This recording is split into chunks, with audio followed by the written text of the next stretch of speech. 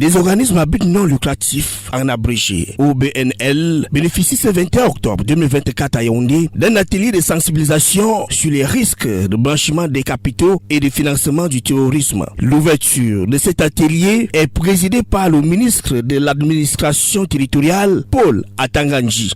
Pour ce qui est du MINAT, le secteur des OBNL a été identifié comme présentant des vulnérabilités au blanchiment des capitaux, mais surtout au financement du terrorisme. Il faudrait donc noter que les OBNL peuvent être complices, passifs ou actifs des comportements répréhensibles.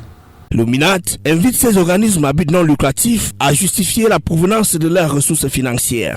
La mise à disposition des autorités de contrôle de vos états financiers avec une ventilation de recettes et de dépenses. La dotation de vos structures en mécanisme de lutte contre le blanchiment des capitaux et le financement du terrorisme. Paul Atangandji recommande aux uns et aux autres de déposer des rapports d'activité annuels dans son département ministériel afin d'éviter des mauvais rapports envoyés le plus souvent aux organisations internationales. Les organismes à but non lucratif doivent présenter des documents fiables à la fin de chaque année.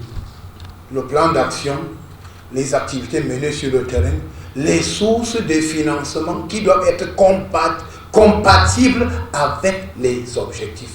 Dans l'optique d'un meilleur encadrement de leurs activités, le ministre Paul Atangandji annonce la tenue d'autres réunions de sensibilisation dans certaines régions du pays. Les participants à cet atelier savent désormais à quoi s'en tenir. Le discours du ministre tout à l'heure a été très motivant par rapport au travail que les organisations à but non lucratif devraient faire sur le terrain.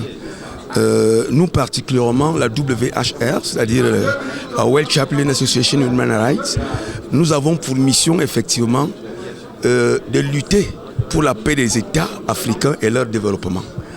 Notamment, le blanchiment des capitaux constitue un des aspects très importants, la lutte contre ça constitue un des aspects très importants sur notre feuille de route. Au terme de cette sensibilisation qui se déroule en présence du gouverneur de la région du Centre, Nassiri Paul Beya, du secrétaire général au ministère de l'administration territoriale, des mesures répressives sont annoncées à l'encontre des contrevenants.